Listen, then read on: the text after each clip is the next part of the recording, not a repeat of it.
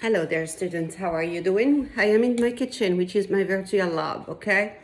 And today we are going to do an easy experiment that you can do at home to better understand the cellular respirations. There are two types of cellular respiration: aerobic cellular respirations and anaerobic cellular respirations.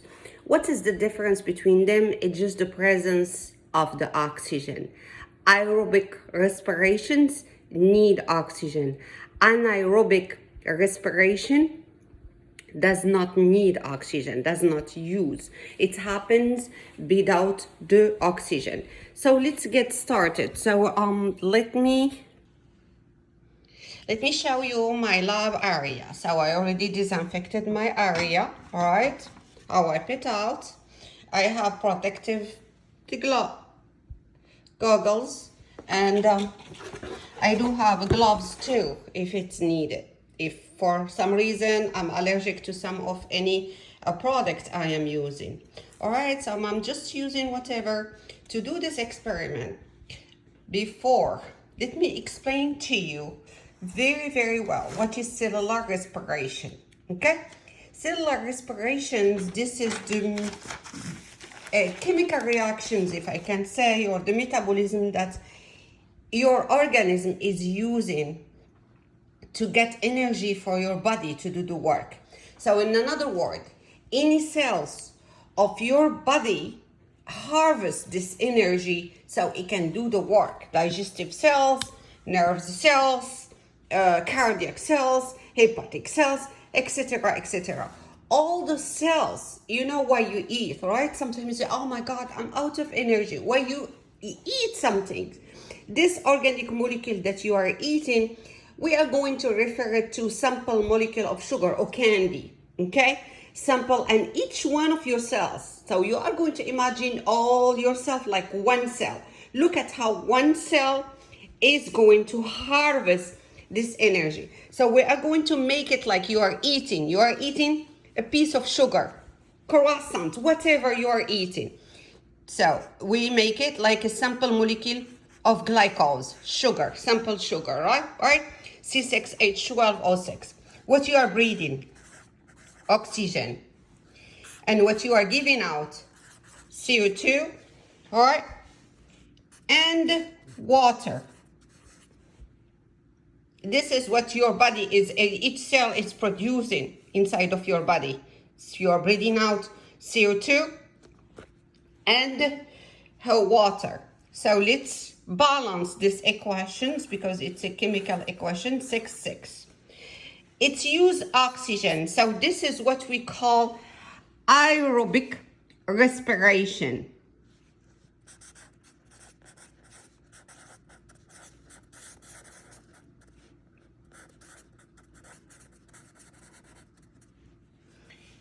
And during this process, it produces also a lot of molecules of ATP per molecule of glucose. This is the money that you give to yourself to do the job. This is the currency that the cell use to do the job. All right? So this is what we call aerobic respiration. What is anaerobic respiration?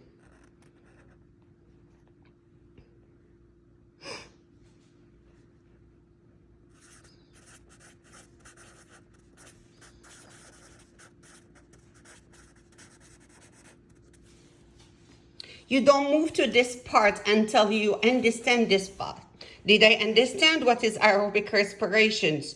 Yeah, it's whatever my cell is using as organic molecule. I simplify this organic molecule as a molecule of glucose, C6H12O6.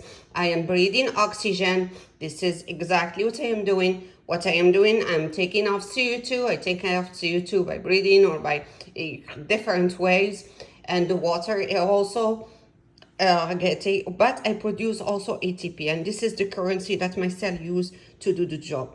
Anaerobic respiration, and this process happen in two different organelles of the cell. It happen in the cytoplasm as well as in the mitochondria. All right. Here I need the cytoplasm of the cell plus mitochondria.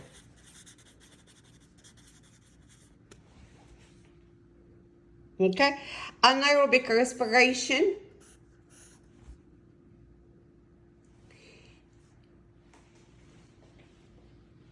It happens without oxygen. So the C6H12O6, without the presence of oxygen, he's going to give me an alcohol, such as ethanol,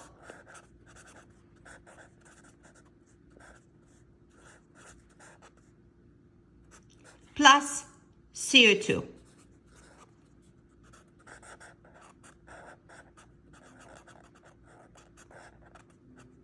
You have two types of anaerobic respiration. We have alcohol respiration, the one that give me alcohol plus CO2. And I have also another type of respiration, anaerobic respiration, which give me lactate, which is lactic acid respiration. Doesn't give me CO2. And both of them use an acceptor, another molecule than the oxygen, does not use oxygen. We have also fermentation. Fermentation, it's also another anaerobic respiration. Doesn't happen with the oxygen, but it stays only in the cytoplasm.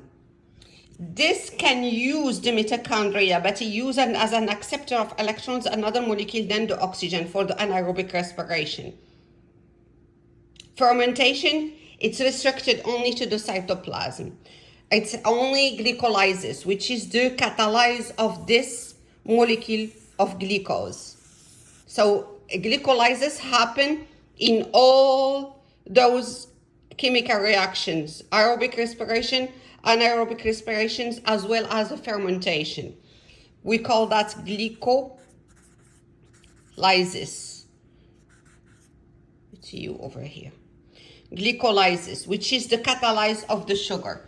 So today in our virtual, did you understand this? You don't move to the next step until you understand what I'm talking about. So today what we are going to focus, we are going to make in our virtual lab this chemical reaction. We are going to use molecule of glucose and we are going to catalyze it.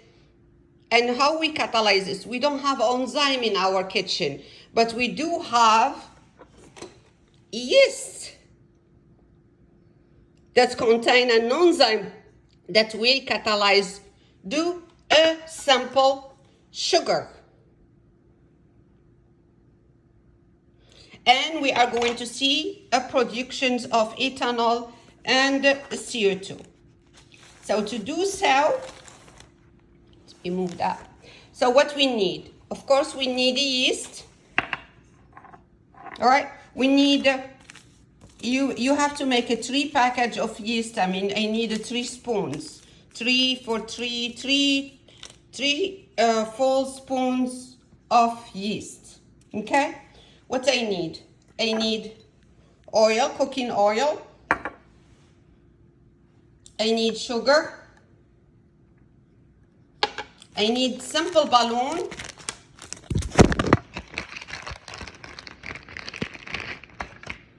With 3 different color. I need measuring cups. You don't have to, I need a thermometer. If you don't have those special chemical materials, just use whatever you have in your kitchen.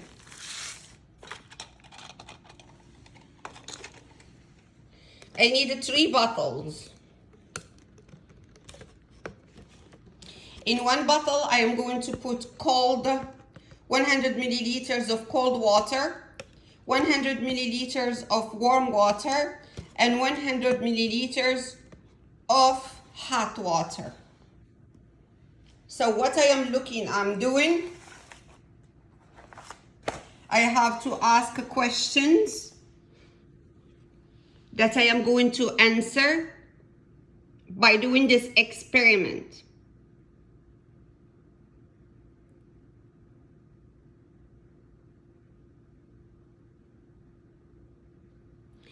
Only thing that I am testing is the different temperature of the water.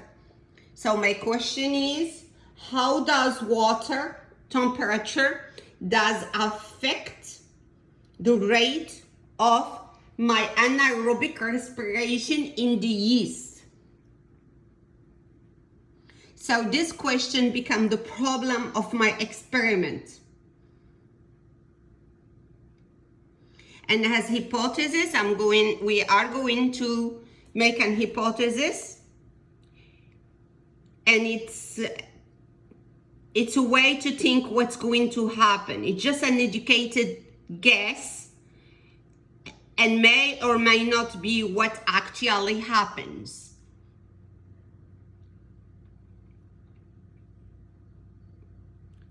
So in the hypothesis, let's see that the hot temperature, the anaerobic respiration, the rate of respiration using the hot water is going to be very accelerated and very high. This is just an hypothesis, and we are going to try to test it. You can come up with whatever you want, maybe the warm, maybe the cold. All right? And then what you are going to do, you are going to list all the materials you are using, everything that you have over here. The 3 balloons, 3 different colors. This is how you are going to rate a report. Materials, I'm using cold water. The temperature of the cold water should be around below 85 degree. Let me write it down. So the warm should be between 85 and 110 Fahrenheit, and the hot will be more than 110 Fahrenheit. So that's going to be our temperatures. This is why we have the thermo to measure this. So once you listed all the materials, so we go to the methods, and very easy. I will walk you through in the next about the what we are going to do as methods.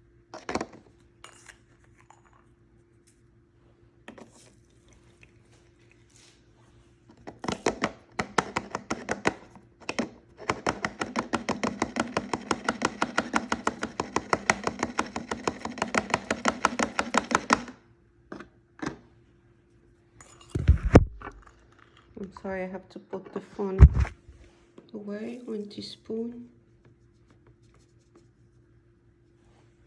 Okay.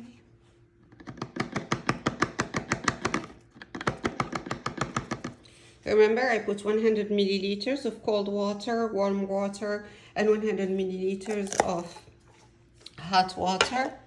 So I'm putting 1 teaspoon of sugar on each.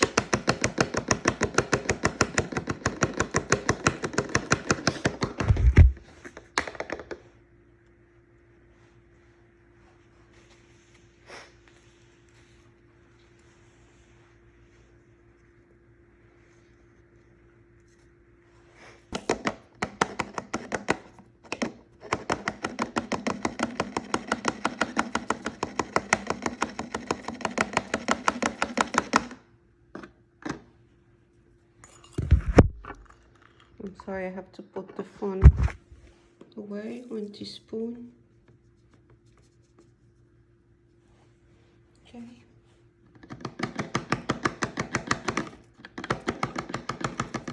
Remember, I put 100 milliliters of cold water, warm water, and 100 milliliters of hot water. So I'm putting 1 teaspoon of sugar on each.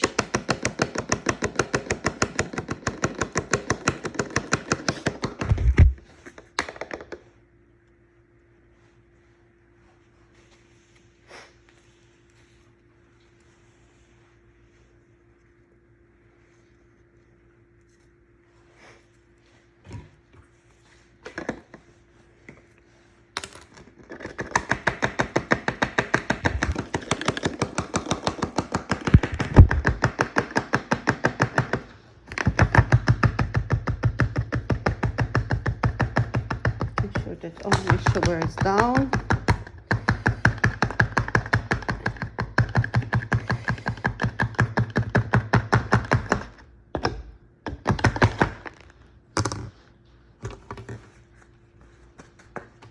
After that, I'm going to put my 1 spoon of yeast.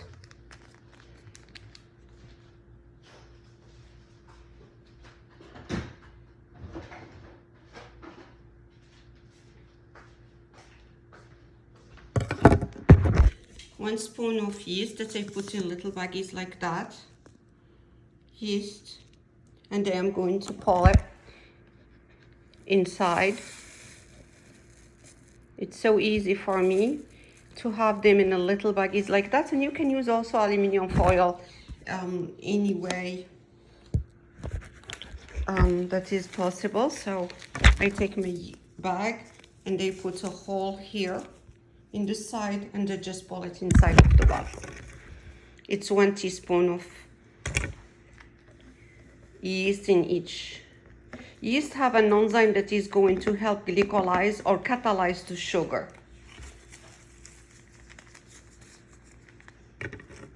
Before I do that, what I done is just I make sure that my sugar is already dissolved in the water. So I close the bottles of the water and shake them until my sugar is completely dissolved. Remember that the water is very strong dissolvent.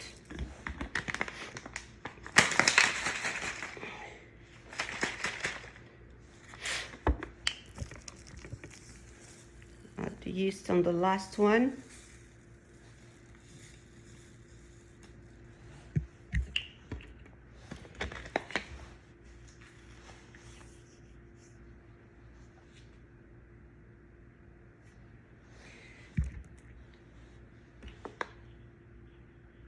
Okay, I'm going to close it, put the lids in each bottle, and I am going to shake it very well until it's already very mixed, okay?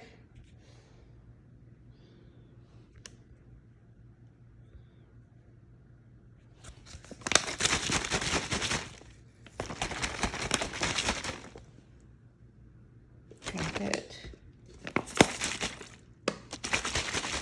And you see over here in the side, I have some deposit of yeast. I need to put it down. It's done. Put a little bit, gone.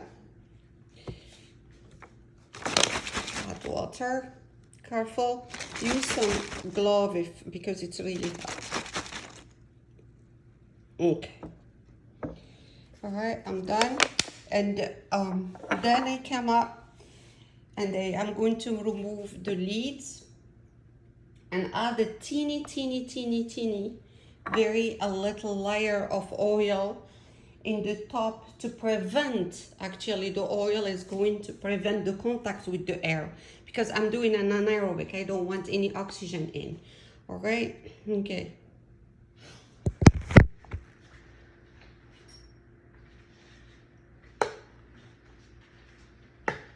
So I'm going to remove the lids.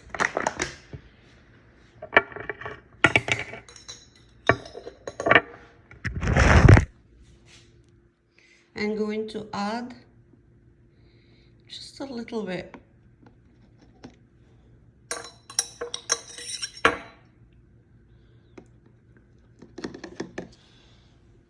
You know that the oil is going to be hydrophobic, right? So it will form a film in the top. Eventually, we try to mix, but eventually it will. Right? And after that, I will put these balloons in the top. So the cold one, it will be, let's just say with the green, the warm, the blue, and the hot will be red, okay? So let me put that in.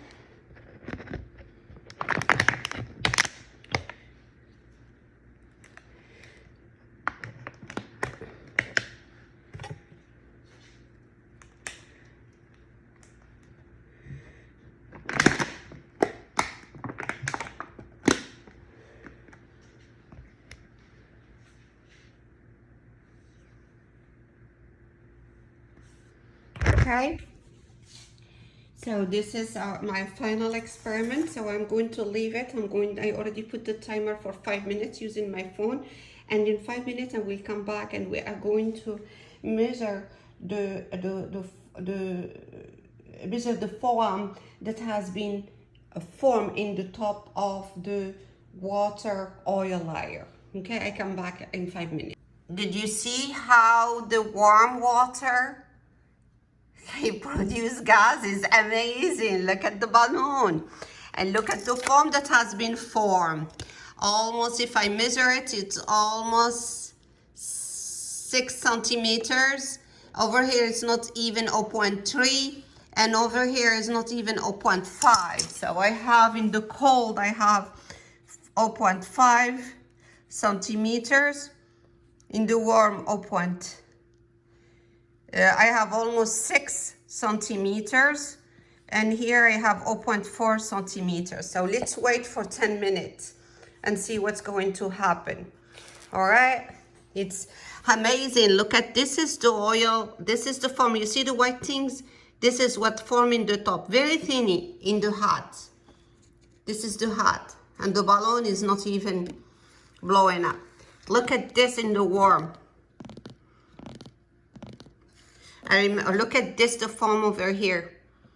This is almost 0.6 centimeters. So I'm waiting for another 10 minutes and then he come back, okay? To see what's going to happen. After 10 minutes, it continue. The balloon is full of gas. I mean, not a lot of changes, has been a little bit, I would see, not even a little bit. I will measure it. Oh my God, it reached again almost 9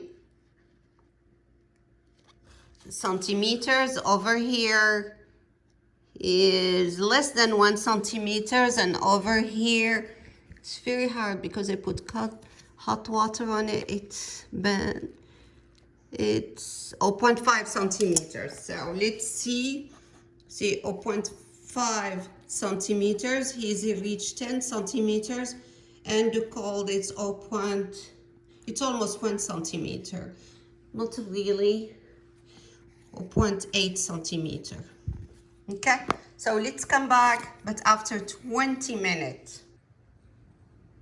All right, guys, after 20 minutes, here is what's happened. Look at the warm. Look at the balloon. Look at the hot water and look at the cold water. So let me measure this form. It reached, oh God,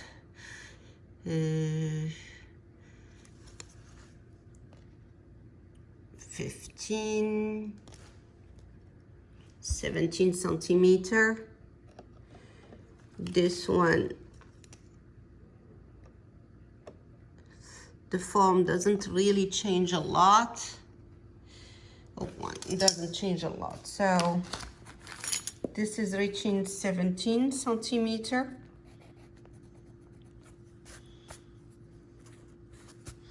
And those doesn't change. Now we are going to leave it for 1 hour, and they will see you after 1 hour. And I don't know, I'm going to have an explosion over here.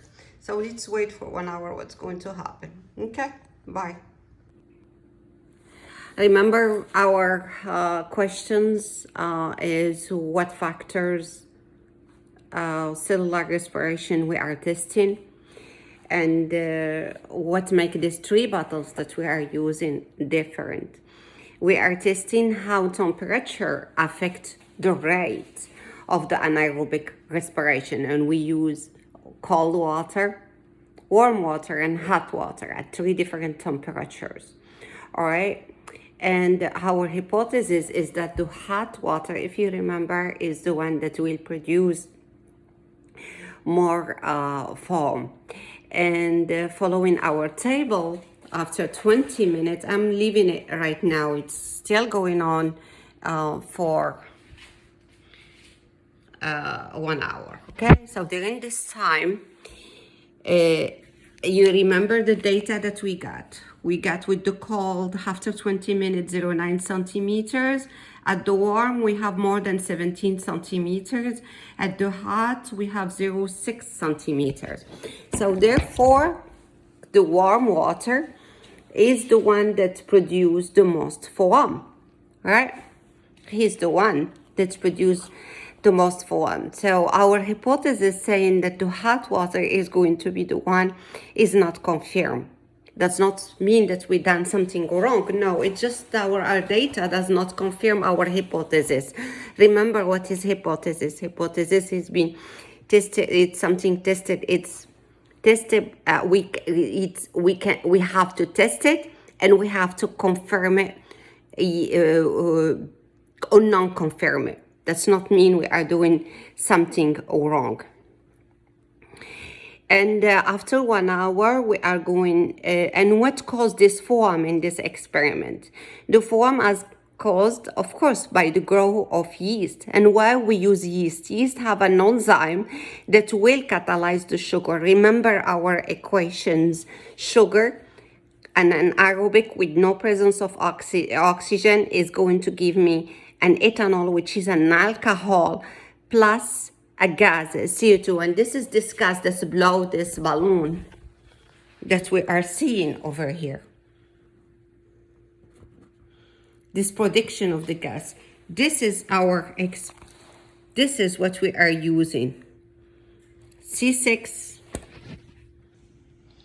This is our equations. Remember, C6H12O6 give me ethanol plus CO2, and this is this CO2 that produce to blow this balloon, because I have an anaerobic respirations happening over here using yeast catalyzing the C6H12O6, which is my molecule of glucose. That's the hot water, still nothing, no change, and that's the cold water.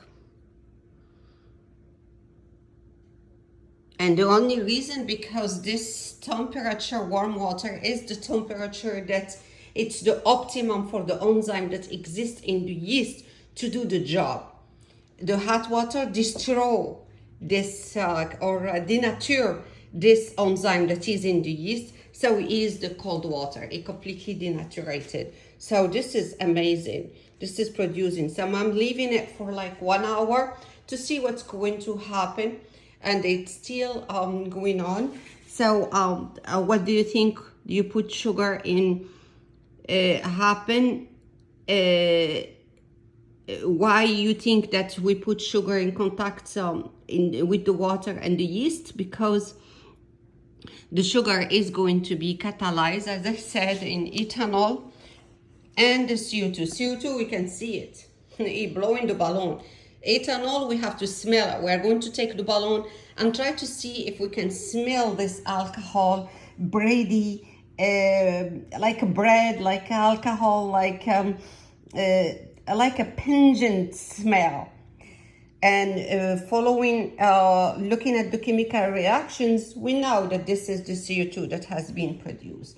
So now you have a better picture of what is it, anaerobic respiration that's produced. It's happened without oxygen, and it produce ethanol and CO2. Ethanol, we are going after 1 hour.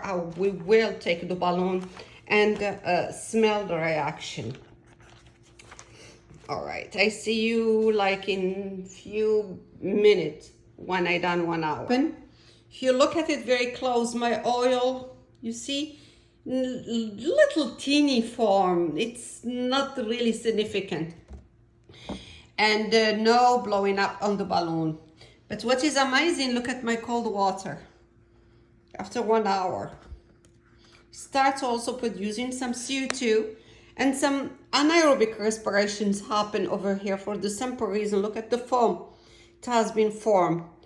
It was like 0.6 centimeters. Look at that. I can measure it after 1 hour. For the simple reason, maybe the cold water starts warming up. So I'm going to take a ruler and measure this. It's almost 2 centimeters. It's getting down over here. 4 centimeters, nothing almost over here. It's still open 4 centimeters. So I'm going to do my table after 1 hour.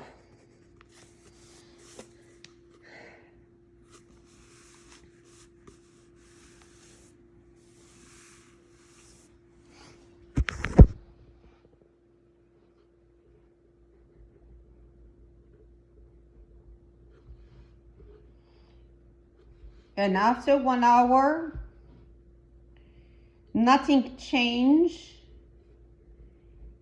into the hot water, but some photosynthesis appear in the cold water. Why? Because the photosynthesis happened because the cold water starts warming up. Now I am going to start taking off the balloon, and I want you to smell this. So this is the CO2. So we are going to take the first balloon over here from the hot water.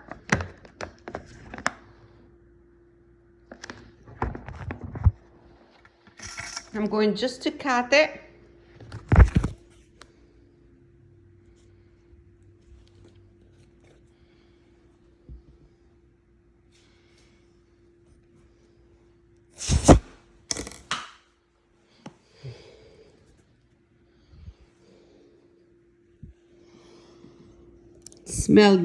It smells weird. It smells alcohol. So we done it. Yay. Very nice, very easy. So we done our anaerobic respiration. We produce alcohol. How I know I produce alcohol? Because I smell it. And they still can smell it. And